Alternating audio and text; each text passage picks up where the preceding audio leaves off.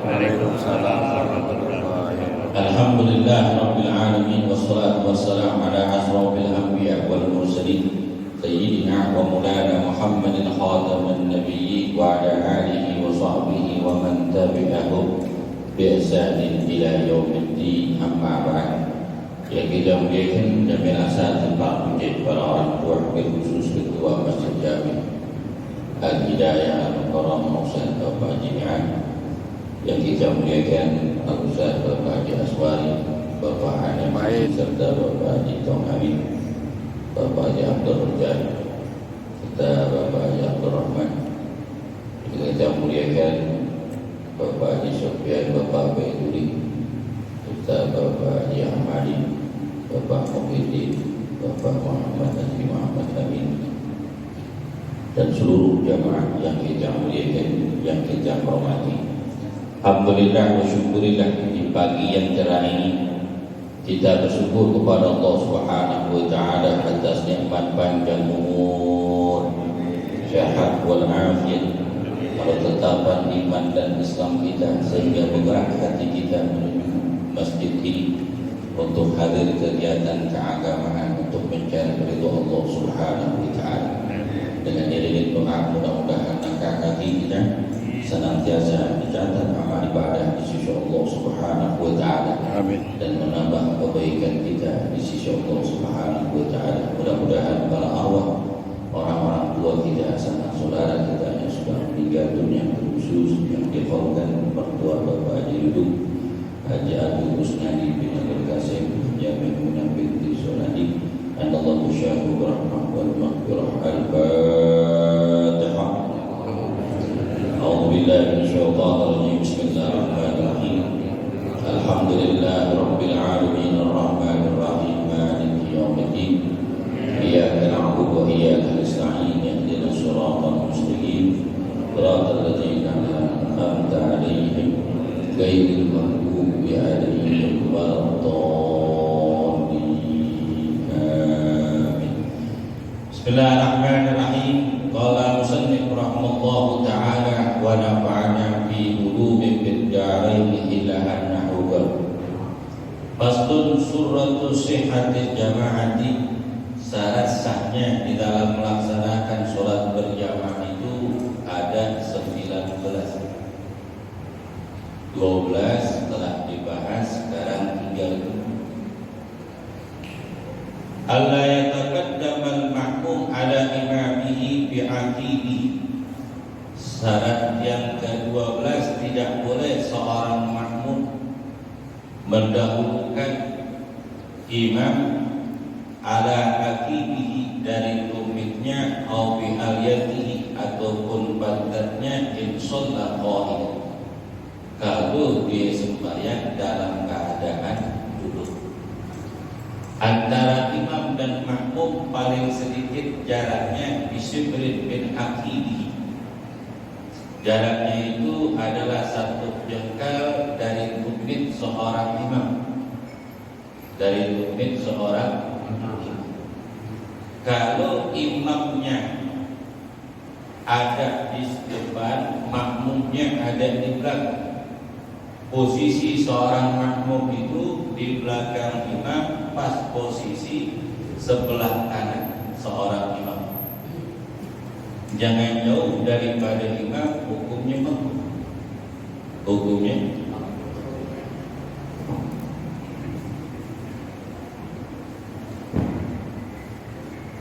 seperti ini. Ini imam. Kalau makmumnya cuma 1, lebih afdalnya ini duduk dirinya lebih dekat daripada imam, ukuran 1 jengkal.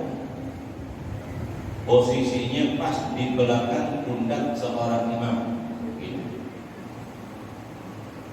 Kalau terlalu dekat, yang kita lihat itu teman-teman kita tuh yang jenggotan, yang cingkrang, itu terlalu dekat dirinya terlalu dekat. Itu hampir mau sama, ini hukumnya makruh. Tapi ketika rukuk kemudian duduk di antara dua sujud, kemudian dia sujud, ini takutnya memang beratnya tidak. Kalau imam maju ke depan bagus, kalau imam nanti bangun dari rukuk itu i'tidal kemudian mundur makmum depan, maka batal hukumnya makmum karena yang melewati imam. Tak boleh. Makanya mundur sajikan. Bagaimana kalau sejadah pusat? Paling banyak satu sejadah, kira-kira 1,20 meter. Kalau andai kata ada lagi nih yang namanya makmum baru datang. Ketika makmum baru datang, jangan segitiga begini. Jangan. Ini sholatnya orang corona. Segitiga tuh, gitu. Ini makruh nih. Posisinya seperti ini begini tuh. Ini kalau sejadah, model kayak gitu. Karena di dalam hadis Nabi Sallallahu Alaihi Wasallam,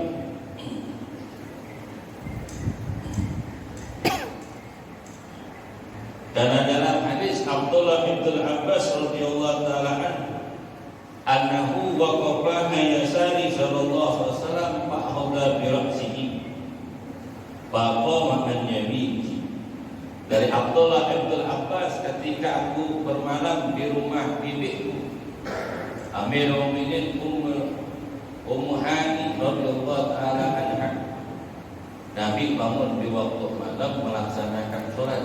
Dan Abdullah bin Abbas masjidnya itu sholat di belakang Nabi, tapi berdirinya di sebelah kiri. Kemudian Nabi putar kepalanya. Abdullah bin Abbas sembahyang di sebelah kanan Nabi.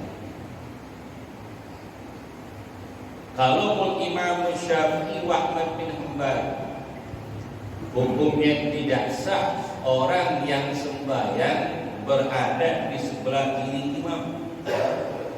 Hukumnya tidak sah. Tidak sah.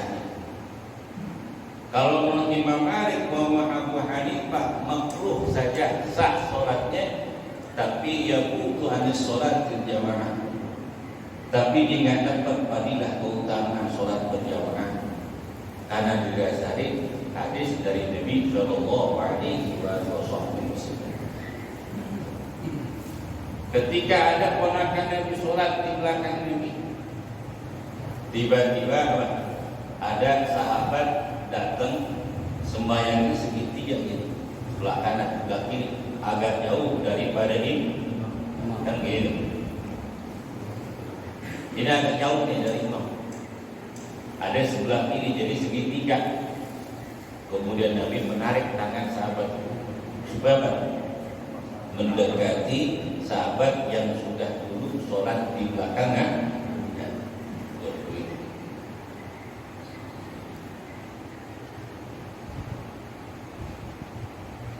Kalau umpama ada makmum datang lagi, sedangkan jarak lebih dekat, lebih wayadabu ta'allafu anhu qalilan. Kalau umpama di dekat begini antara imam dan makmum, datang lagi nih makmum. Sholat ini di belakang imam jaraknya lebih jauh. Jaraknya 1 sejam. Ketika ini takbir, ini makmum yang di belakang imam duluan mundur. Mundur. Posisinya itu pas di pundak kanan makmum dan pundak imam kanan dan pundak kiri seorang makmum, seorang imam. Pundak imam sebelah kanan, pundak sebelah kiri seorang imam. Gitu sholat. Kalau sembahyangnya laki-laki, kalau sembahyang keluarga melaksanakan sholat berjamaah, ada laki dan perempuan keluarga kita. Yang imam adalah kita sebagai orang laki kalau enggak anak kita yang laki. Syaratnya harus di atas umur 7 tahun kalau dia jadi imam. Umpama orang laki kepala rumah tangga jadi imam. Ini anak yang perempuan ada di belakang mami ibunya. Ini yang laki di sini. Kemudian di belakangnya ibu sama anak perempuan. Bagaimana pusat anak laki cuma satu, apa? Bayangin gini. Ini bapaknya, ini anak yang laki satu, ini emaknya, ini ibu. Pusat ibunya Al-Quran, tetap ibunya Al-Quran kok tetap di belakang. Gak boleh nih ibu di sini nih sejajar dengan anak yang laki. Gak boleh makruh. Harus mundur yang perempuan. Walaupun anaknya masih kecil, udah tamis misalnya. Baik kalau anaknya 4 tahun, 3 tahun sejajar memangnya, sejajar. Kenapa itu saja rumahnya? Takut bocah lompat-lompat lari, mereka mengarik. Nah, tuh. Cek.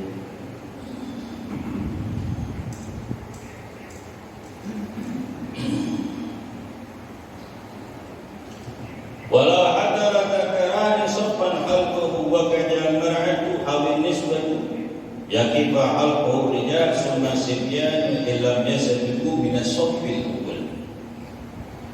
Kalau umpama sholat ini berjamaah di masjid ataupun di aula ataupun di mushola, ketika melaksanakan ibadah sholat kemudian imam maju ke depan, baru yang di belakang ini orang laki, baru yang di belakang orang perempuan. Paling afdolnya sholat berjamaah pas posisinya di belakang seorang imam, barisan yang pertama yang ada di sebelah kanan imam. Afdolnya itu pas yang di belakang imam, ya, posisi saf yang pertama. Kemudian di tengah, kemudian yang ada di sebelah kiri, posisi 3. Pas mihrab, pas ini imam di sini. Apa? Kalau bisa yang di belakang imam ini orangnya pintar, ngerti di dalam tata cara sholat dan menghafal bacaan yang dibaca oleh imam, yang biasa dibaca imam. Kalau imam itu lupa ayun nabihu, maka makmum inilah yang memberitahukan seorang imam dengan ucapan tasbih subhanallah. Mungkin kurang rakaat ataupun nambah rakaat kan bisa jadi namanya baru rakaat kedua duduknya tasyatul akhir, duduknya tawal. Makmum siap-siap nih kapan tuh imam nengok dengan ucapan assalamualaikum, itu dengan ucapan subhanallah. Tuh harus tahu tuh. Jangan bilang salah mas, bukan. Kenapa? Allah ya'lama imam butlana sholati imamihi bihadasin. Karena syaratnya seorang makmum harus mengetahui keadaan imam biqauli wa fi'li, baik dalam ucapan ataupun di dalam pekerjaan. Harus tahu kapan lagi ruku, kapan lagi tidak.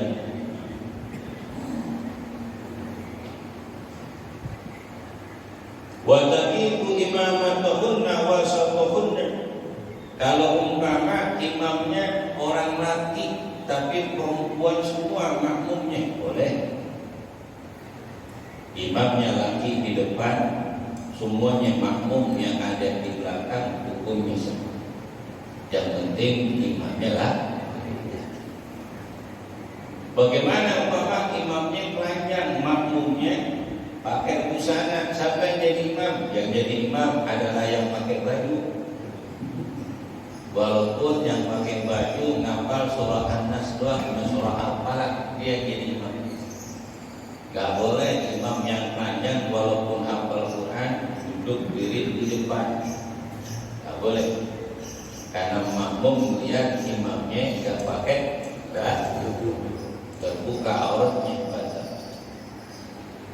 Kecuali imam telanjang, makmum telanjang, boleh sholat dilakukan berjamaah. Tapi alhamdulillah gak pernah terjadi pada diri kita. Alhamdulillah. Bahkan baju yang tahun kemarin aja masih ada segelnya, belum kesempatan dipakai itu orang kita. Alhamdulillah. Coba kalau kita di negara-negara lain, Afrika, di Kenya, di negara siang bajunya susah, rumahnya juga ada. Teman-teman saya, kalau imam telanjang, makmum telanjang, bisa terbalik, bisa pusing. Kalau dia duduk pengen tiba-tiba basah, cipretan, nyari marbot pulang, bayangin gua udah dikunci dan gua terus kagak ada apa baju kain, kagak ada, mau dicopot, siram itu yang basah kena air sedih, kemudian sembahyang panjang di pojokan. Hukumnya wajib, gak ada alasan. Sembahyang pak, kotor banget ini celana, nggak boleh.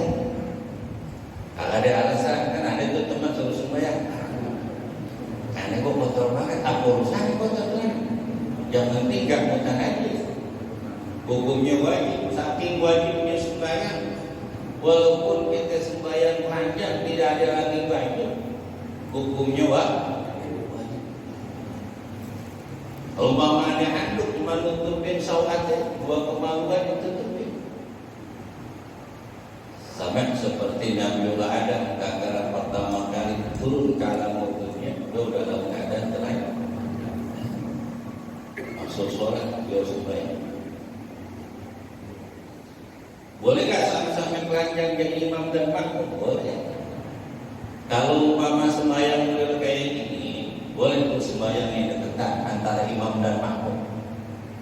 Makruh andai kata jaraknya terlalu jauh, satu sejadah, di imam telanjang bulat, makmum juga telanjang.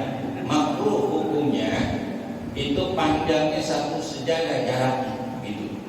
Imam di sini, makmum di situ, makruh. Kenapa? Karena imamnya telanjang, makmumnya telanjang, makruh. Pasti nggak khusyuk sembahyangnya.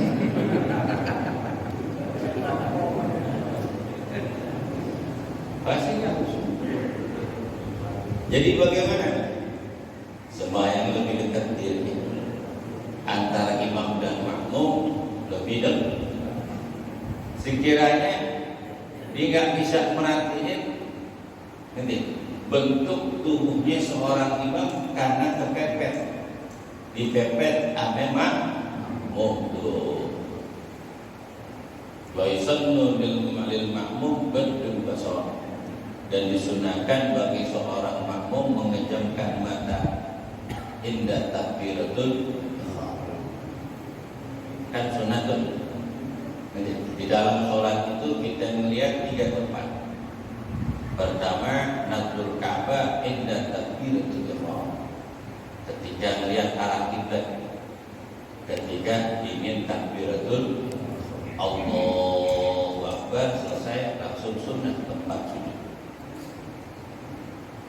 Yang kedua, sesudah takbir sunnah melihat tempat sujud.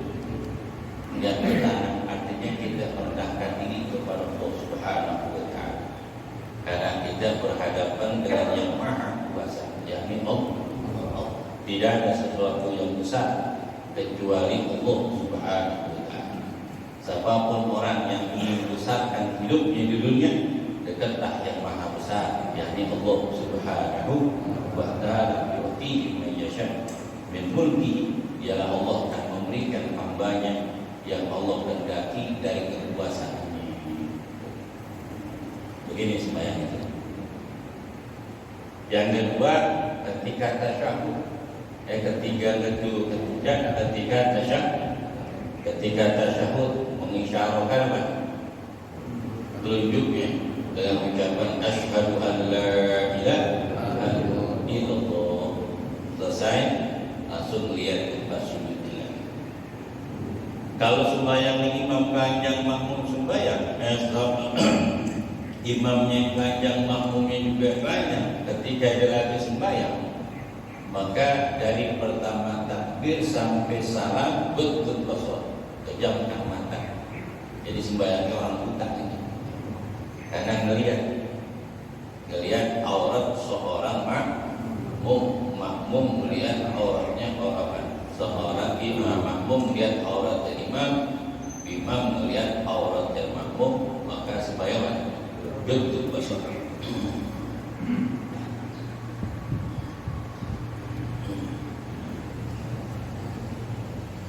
Wa yakrahu wuqufu munfaridan 'an as-saff.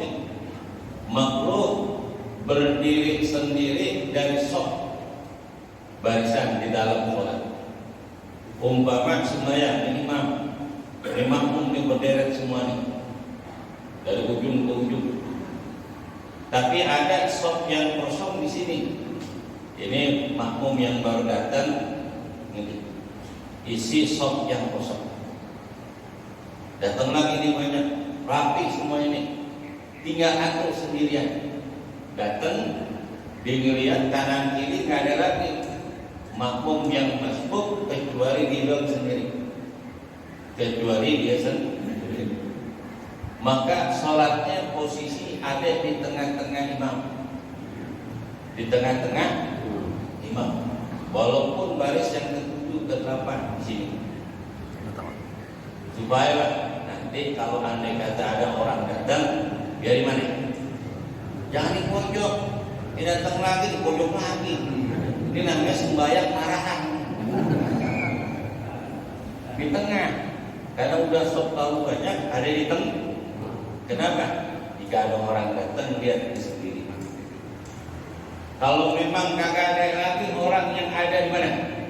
Yang sholat berjamaah di ruang sendirian barisan di belakang, di luar shaf barisan jamaah, ini hukumnya makruh kalau sembahyang sendirian di belakang shaf barisan.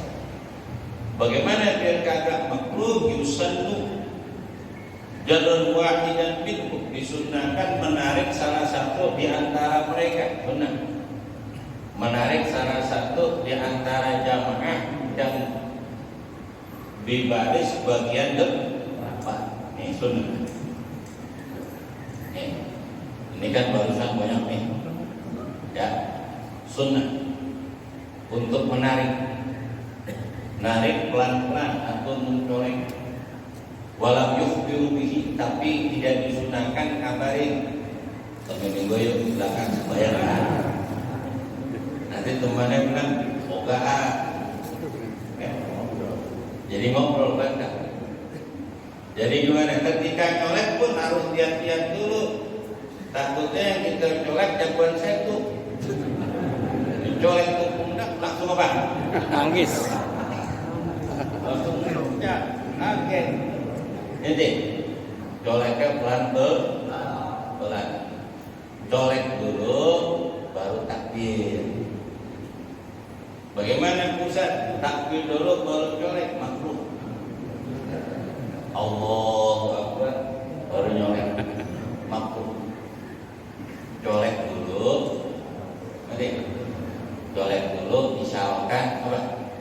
Dobrak, misalkan cukup baik colek. Kemudian Allahu Akbar, pasti dia paham. Pasti dia. Kalau memang yang dicolek memang dia nyanyi. Kalau memang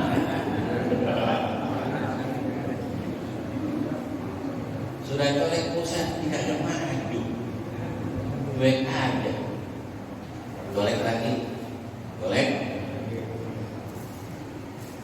Kagak mau mundur sampai rakaat kedua, pas rakaat terakhir sunnah colek lagi. Tapi jangan ngomong colek. Pas colek yang ketiga Celak-celak. Dia statik belokan pertama. Kulit colek mulu. Kenapa? Lu apa gua? Itu. Maka hati, jangan colek sembarangan. Ternyata yang dicolek kagak ngaji pasal itu. Repot ini. Makanya membuat kita ngaji. Alhamdulillah. Ketika kita dicoleknya mundur ke belakang, nanti kita mundur satu langkah itu ditulis pahala. Makanya langkahnya pelan-pelan. Ada gerakannya ketika ingin mundur ataupun maju di luar dari sok kita harus pakai jarak. Paman dicoleknya, colek. Ini mundur pelan-pelan. Mundur pelan-pelan. Tuh, jangan mundur seperti orang lari. Lari ini.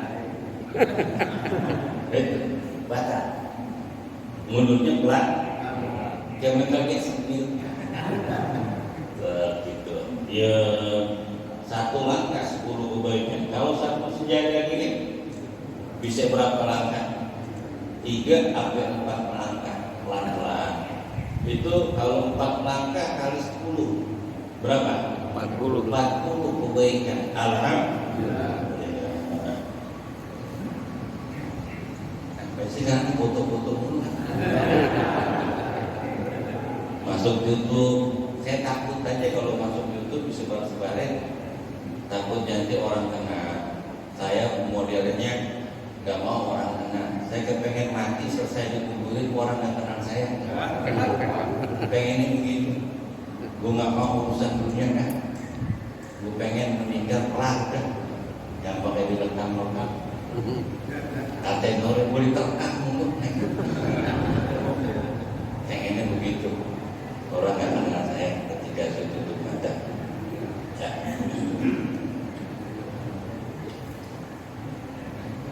Wa yadabu ayyusa'idus majrur, dan disunnahkan ketika ditariknya orang dicolek, sunnah yang dicolek itu untuk mundur. Jangan sampai tekan aja, jangan. Kasihan ini orang yang sembahyang sendiri. Kalau umpama dia sembahyang sendiri kemudian nggak nyolek orang yang di depan, diam aja sendiri sampai selesai salam di sembahyangnya sendiri, itu hukum makruh. Temannya siapa? Temannya saya atau dia berdiri di samping siapa? Makanya sunnah untuk menarik yang diajarkan oleh Nabi Sallallahu Alaihi Wasallam. Yang ke-13, ayat ya'lama bintiqala imamihi bi ru'yatin aw sima'in walau min muballighin. Syarat yang ke-13 adalah seorang makmum mengetahui pindah-pindahnya imam. Derajat yang pertama bi ru'yatin, dengan melihat seorang imam. Wajib mengetahui seorang makmum ucapan ataupun gerakan seorang imam. Kalau imam takbir Allahu Akbar, barulah seorang makmum takbir. Kalau imam belum takbir, makmum dulu takbir, hukumnya tidak sah. Hukumnya tidak sah. Karena imam belum mulai takbir itu. Ketika imam ruku, lihat tuh makmum, maka makmum wajib rukuk bersama imam. Tidak boleh sabaqatul imam, mendahulukan imam di dalam ucapan seperti bacaan yang wajib. Imam baru ihdinas siratal mustaqim, makmum udah an'amta alaihim. Ini bacaannya laful, dianggap laful, harus mundur bareng di belakang imam bacaan. Hukumnya lagu. Kalau imam baru baca dua iftitah, baru baca imam Bismillahirrahmanirrahim, Alhamdulillahirabbil alamin, kemudian makmum waladhdallin amin. Ini wajib ulang dari awal karena imamnya baru baca bismillah, harus diulang. Hukumnya makruh, dianggap sia-sia. Kemudian di dalam pekerjaan imam ruku Allahu Akbar, tatkala makmum mengucapkan ruku kalimat takbir Allahu Akbar, baru makmum Allahu Akbar. Kalau rukunya dan bangun dari ruku untuk i'tidal sami Allahu liman hamidah bareng dirinya, hukumnya makruh. Kalau mendahulukan imam, hukumnya haram, tapi nggak batal sholatnya. Tapi fadilah sholat berjamaah nggak dapat, tapi dari sholat berjamaah. Di dalam hadis Nabi SAW, iyyaka sabaqatul imam, man sabaqatul imam yuhallallahu ra'sahu rasal imam. Lalu terpuji wa nasai an habibullah. Awaslah kamu, kata Nabi, mendahulukan imam, sampai saja yang mendahulukan imam di dalam sholat Allah ganti kepalanya nanti di yaumul kiamat, kepalanya kepala keledai, jadi kepala kuda. Ketahuan itu orang yang sembahyang tapi sembahyang kagak dasari dengan ilmu. Mendahulukan imam diganti kepalanya dengan kepala keledai. Derajat yang pertama birukyatil imam, melihat imam. Maka abdulnya itu adalah barisan yang pertama, khususnya pas di belakang imam, kemudian ada yang sebelah kanan imam, kemudian sebelah kiri imam, itu saf yang pertama dan seterusnya. Kalau nggak melihat imam, maka sunnatul mi'rab itu sunnah ditinggiin sedikit, ditinggiin dikit. Supaya apa?